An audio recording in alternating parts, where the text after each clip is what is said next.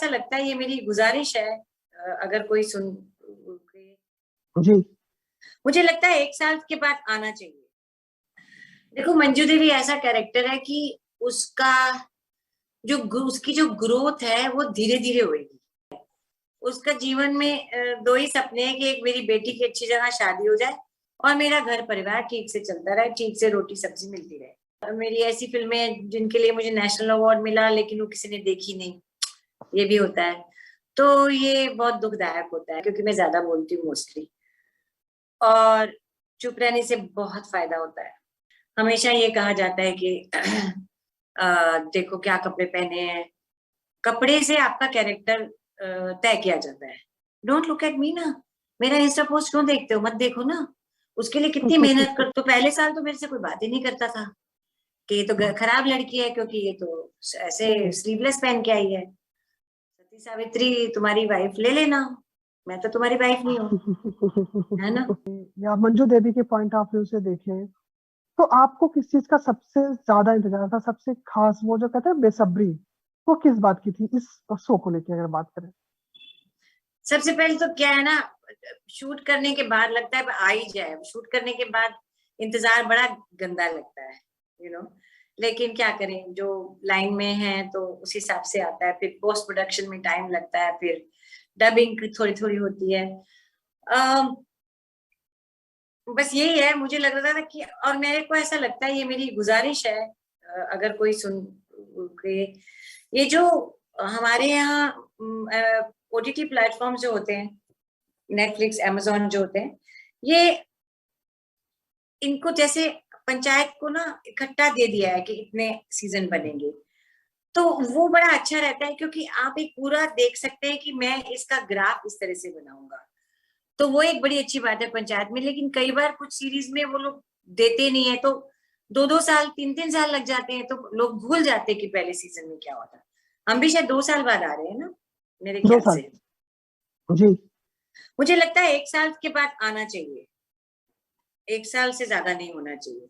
अब बाहर की जो सीरीज होती है वो 6-6 महीने में आ जाती है, हम्म। तो एक कनेक्शन रहता है। यहाँ पे कनेक्शन टूट जाता है कई बार। जी।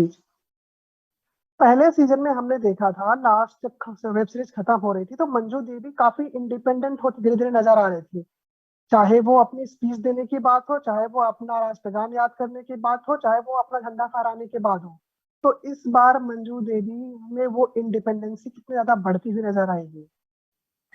देखो मंजू देवी ऐसा कैरेक्टर है कि उसका उसकी जो ग्रोथ है वो धीरे धीरे होगी।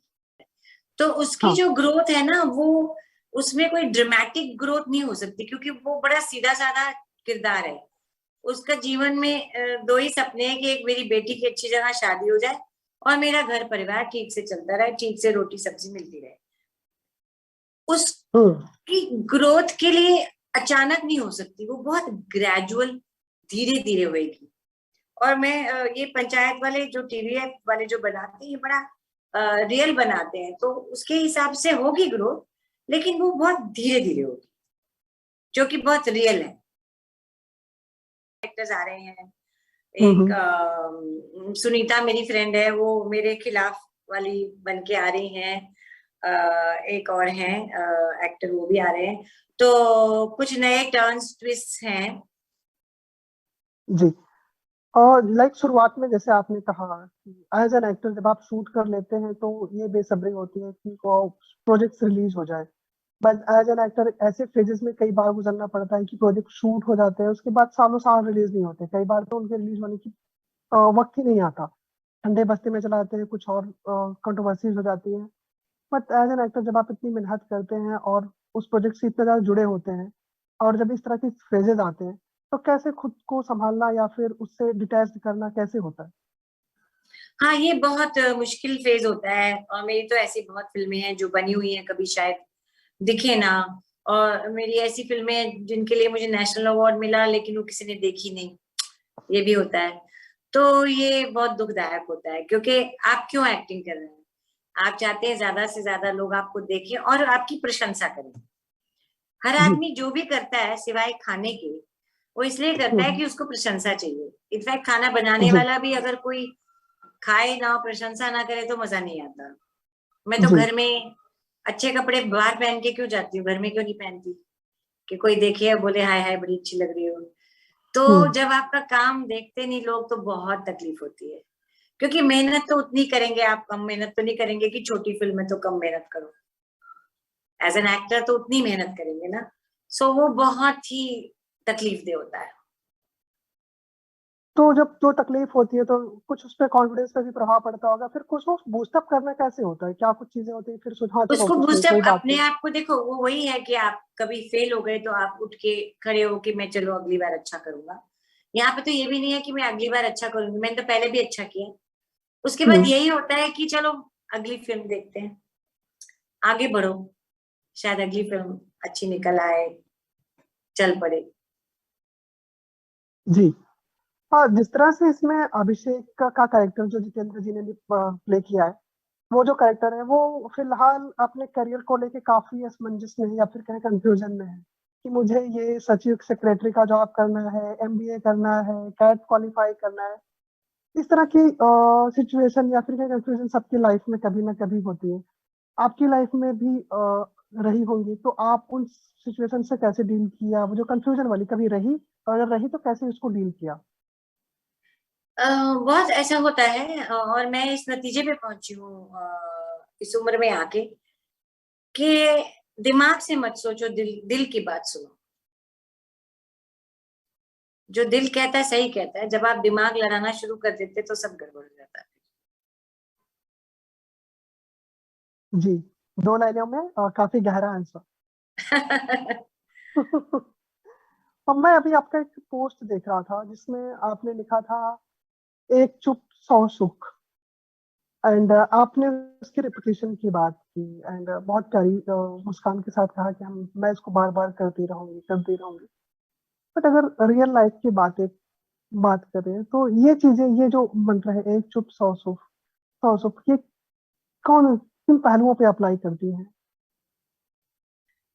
ये हमेशा अप्लाई करना चाहिए। नहीं होता है, मेरे से नहीं होता क्योंकि मैं ज्यादा बोलती हूँ मोस्टली, और चुप रहने से बहुत फायदा होता है, बहुत। मैं ये नहीं कह रही कि आप मौन व्रत रख लें, लेकिन सोच समझ के बात करनी चाहिए। कहते हैं 10 बार सोच के बात करनी चाहिए, और ज्यादा बोलने से नुकसान ही होता है, फायदा नहीं होता है। सो ये मैंने इसलिए कहा था कि मैं ये लोगों को ज्ञान नहीं दे रही हूँ, मैं अपने को भी बोल रही हूँ कि भैया चुप रहना सीखो थोड़ा। हम्म। बट ये भी कहा जाता है ना कि अगर आप कुछ गलत देख रहे हैं फिर भी आप चुप हैं तो वो भी एक अन्याय है। वो अलग बात है, वो अलग बात है। उसमें भी आपको सोच समझ के बात करनी पड़ेगी। आप कुछ गलत देख रहे हैं, आपको कुछ गलत लगा, अगर हम्म। आपने मुझे गाली दी, ठीक है ना, हम्म। तो जरूरी नहीं है मैं आपको गाली वापस दूं, कोई और तरीका भी हो सकता है। तो अगर कुछ गलत हो रहा है, मैं ये नहीं कह रही कि आप अपनी आवाज ना उठाएं, मैं कह रही हूँ कि जितना कम बोलोगे उतना अच्छा है। जी। एक और पोस्ट जो आपने वो ड्रेस वाली शेयर की थी, इसमें आपने बताया था कि संस्कृत से एमफिल है। देन मैं उसकी कमेंट्स पढ़ रहा था। ट्रोल्स तो कुछ, वो तो जाहिर सी बात है, ट्रोल्स तो हर जगह नेगेटिव पोस्ट है। बट सबसे बड़ी चीज उसमें तारीफें काफी आई, एंड जो तारीफें आई कि you are more much ahead than the time you are, और आपकी संस्कृत की भी काफी तारीफें आई। तो संस्कृत को लेके वो जो कहते हैं कि जब आप, क्योंकि आप दिल्ली से रही हैं, तो संस्कृत को लेके वो दिलचस्पी कैसे पैदा हुई है, यानी संस्कृत में पढ़ाई जारी करना, क्या उससे कहीं ये एक्टिंग या ड्रामा वगैरह में भी हेल्प मिली? आई टेल यू मैंने संस्कृत का नाम क्यों लिया उस पोस्ट में। पहली हम्म। बात तो जो पोस्ट मोस्टली औरतों को पसंद आई, क्योंकि हमेशा ये कहा जाता है कि देखो क्या कपड़े पहने हैं, कपड़े से आपका कैरेक्टर तय किया जाता है ना। तो जब मैं संस्कृत में एमए कर रही थी दिल्ली यूनिवर्सिटी में, तो मैं बड़ी फैशनेबल थी, अच्छी बॉडी भी थी, यंग थी, तो मैं बड़ी स्पेगेटी स्ट्रैप्स की टॉप और जीन्स ऐसे पहन के स्कर्ट आती थी। मेरी क्लास में तो लोग थे सिर्फ सलवार, औरतें सिर्फ सलवार कमीज में साड़ी में, और आदमी हम्म। बोधी थी जिनकी उस तरह के लोग थे जो संस्कृत में एमए कर रहे थे। तो पहले साल तो मेरे से कोई बात ही नहीं करता था, कि ये तो खराब लड़की है क्योंकि ये तो ऐसे स्लीवलेस पहन के आई है, तो ओह, मेरे से कोई बात नहीं करता था। फिर जब फर्स्ट ईयर में मेरे सबसे अच्छे नंबर आए, तब सबने मेरे से नोट्स मांगने शुरू किए, तब बात। So this is the point that let me wear ना what I want to wear. I am not forcing you to look at me, don't look at me ना। मेरा इंस्टा पोस्ट क्यों देखते हो? मत देखो ना। उसके लिए कितनी मेहनत करते हो, फोन ऑन करते हो, इंस्टा ढूंढते हो, नीना गुप्ता ढूंढते हो, फिर करते हो, क्या जरूरत है? क्यों इंटरेस्टेड हो मेरे में? है इंटरेस्टेड भी हो और फिर ये भी कहना है कि है तो ठीक है, सती सावित्री तुम्हारी वाइफ ले लेना, मैं तो तुम्हारी वाइफ नहीं हूँ, है ना? तो थोड़ा इसलिए सा मैंने एकदम सटीक संस्कृत बोला, जवाब। इसलिए मैंने संस्कृत बोला, क्योंकि वो भी लोग मेरे से इसलिए बात नहीं करते थे क्योंकि मैं उनके वाला पहनावा नहीं पहनती। पहनावे में मैं सिर्फ कौन मेरे को सबसे ज्यादा डांटता था और मैं उसकी सुननी पड़ती थी, मेरी माँ। उनको हक है मुझे कुछ बोलने का। ना तुम्हारा खाती ना पीती ना कुछ, ना तुमसे कुछ मांगती, तुमको क्या हक है मेरे बारे में बोलने का, मैं क्या पहनी क्या नहीं पहनी? अगर मैं आप पे डिपेंडेंट परफेक्ट, हूं तो मुझे, मैं अपनी माँ पे डिपेंडेंट थी, मुझे माँ बाप की सुननी पड़ती थी, है ना? तुम्हारी क्यों सुनूं मैं? I don't care. परफेक्ट।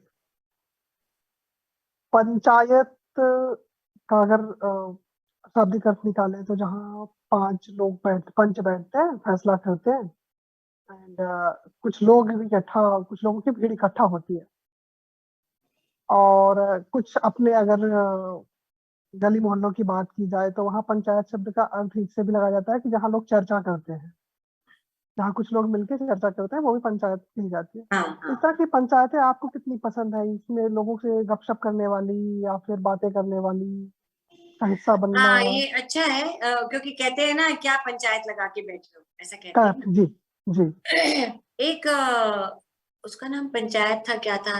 एक मेरे फ्रेंड है एक्टर राजेंद्र गुप्ता, उनके घर में हम लोग करते थे, पंचायत टाइप था, नाम कुछ और रखा था, मैं भूल गई। तो उसमें लोग अपनी कविता पढ़ सकते थे बैठ के, फिर चाय समोसा भी खाते थे, कोई म्यूजिक में तबला भी बजाते थे, कोई गायक है तो गाते भी थे। तो इस तरह के, और प्लेटफॉर्म वो सबके लिए था, कोई भी आकर कर सकता था, है ना? तो ऐसी चीजें होनी चाहिए, ऐसी पंचायतें होनी चाहिए जिसमें सबको अपना टैलेंट दिखाने का मौका मिले।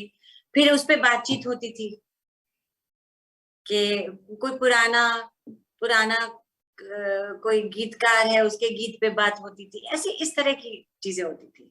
नुक्कड़, आई थिंक उसका नाम नुक्कड़ था, क्या था मैं भूल गई, but it was like panchayat. जी जी। वो शिकायत और एक दूसरे की चुगलखोरी वाला पंचायत नहीं चाहिए। है वो शिकायत और एक दूसरे की चुगलखोरी वाला पंचायत नहीं नहीं चाहिए। नहीं, ऐसे लोगों को आने ही नहीं दिया जाता था। ऐसे लोग वहां आना भी नहीं चाहते थे, उनको मजा भी नहीं आता क्या करने आएंगे? था। जी। गाँवों से लेके आपका कैसा लगाव रहा? क्या कुछ गाँव में आपका कुछ एक्सपीरियंस रहा पर्सनली, कुछ वक्त बिताना हुआ? क्योंकि आप फुलेरा में शूट हुआ है, फुलेरा तो अलग है, बट आपका व्यक्तिगत किस तरह से गाँवों में एक्सपीरियंस रहा, क्या लगाव अब रहा? बड़ा अच्छा था। एक तो पुलेरा में जहां हम शूट कर रहे थे, मुझे उसका एग्जैक्ट नाम नहीं पता, उस गांव का जो असली नाम है। पर एक बार तो क्या होता था, कभी इस बार बहुत भीड़ भाड़ वाला एक सीन था, तो गर्मी बहुत थी, तो हम किसी के घर में जाके बैठ गए, उनके आंगन में, ठंडा था वहां पे, चाय पानी भी पूछ लेते थे वो लोग। और वो भोपाल के पास है। और हमें बड़ी हैरानी हुई कि जहाँ हम ऐसे ही बैठे थे किसी के वरांडे में, तो औरतें सबने राजस्थानी कपड़े पहने हुए थे, टिपिकल। हम्म तो हमने कहा भाई ये तो भोपाल है, मध्य प्रदेश, यहाँ ऐसे कपड़े कैसे? हम्म। तो वो लोग कब से यहाँ आए हुए हैं और वो अपने ही कपड़े पहनते हैं, स्टाइल के। वाह। हाँ, और कहते हैं बहुत है यहाँ पर, कभी शिफ्ट हुए होंगे किसी कारणवश। तो एक पूरी कम्युनिटी। हाँ, फिर एक दिन लेट नाइट शूट, पूरी रात की शूट थी, तो फिर उन्हीं की खाट पे लेट गए, थोड़ा ऊँघ लिए। तो बड़ा क्वाइट अच्छा गांव है। जी। एक मेरा लास्ट क्वेश्चन, चूंकि आपकी टीम की तरफ से बार बार मैसेज आ रहे हैं कि खत्म करें, वक्त की पाबंदियां हैं, अदरवाइज आपसे बात करें तो घंटों बीत जाएंगे, बात का पता ही नहीं चलेगा, क्योंकि एक्सपीरियंस। लेटेस्ट आपकी जो फिल्म आपने ऊंचाई खत्म की, उसमें कहें कि तीन सिनेमा, तीन क्या पूरी सबकी सब सिनेमा की दिग्गज हैं, सिर्फ तीन नहीं सारी टीम ही, चाहे सूरज बड़जात्या हो, चाहे दिग दी हो, चाहे अनुपम खेर हो, चाहे बमन सर हो, सबके सब खान है। तो वो फिल्म की जब और एक सेल्फी भी आपने पोस्ट की है वो बच्चन सर के बीच में से, this is the selfie, and वो क्या, वो जो कार वाली सीन था वो क्या था, एंड कैसे कुछ अनुभव रहा वो ऊंचाई का? ऊंचाई का बहुत बहुत बढ़िया अनुभव था, बहुत। सूरज जी बहुत अमेजिंग डायरेक्टर है, बहुत ही पता है क्या चाहिए, कितना चाहिए। आराम से काम करते हैं, ये नहीं कि 12-14 घंटे काम किया। शांति से काम करते हैं, आज आधा सीन करेंगे, आराम से कल करेंगे, मतलब ऐसा तो हम्म। मैंने कभी किया ही नहीं काम। I really enjoyed my self, बहुत मजा आया। और हम लोग मस्ती मजाक भी करते रहते थे सेट पे, बहुत मजा आया। सारिका जी के साथ मैंने पहली बार काम किया। वो सेल्फी वाला कोई सीन था या फिर हाँ, वो जो गाड़ी वाले जो सेल्फी थे? गाड़ी काफी गाड़ी के सीन्स हैं ऊंचाई में, हम लोग ट्रैवल करते हम्म। हैं तो गाड़ी के काफी सीन्स हैं। तो this was one of the scenes. तो हम लोग बैठे थे, तो अनुपम को हम्म। सेल्फी लेने का बड़ा शौक है। हम्म। तो वो सेल्फी लेते रहते हैं। जी, उनके साथ एक शिव शास्त्री बलबोआ भी कर रही है हाँ, अमेरिका में, इसको शिव शास्त्री अनुपम सर के साथ एक शिव शास्त्री बलबोआ भी कर रही है। क्या नहीं कर रही हूँ। अनुपम सर के साथ एक शिव शास्त्री बलबोआ फिल्म भी कर रही है।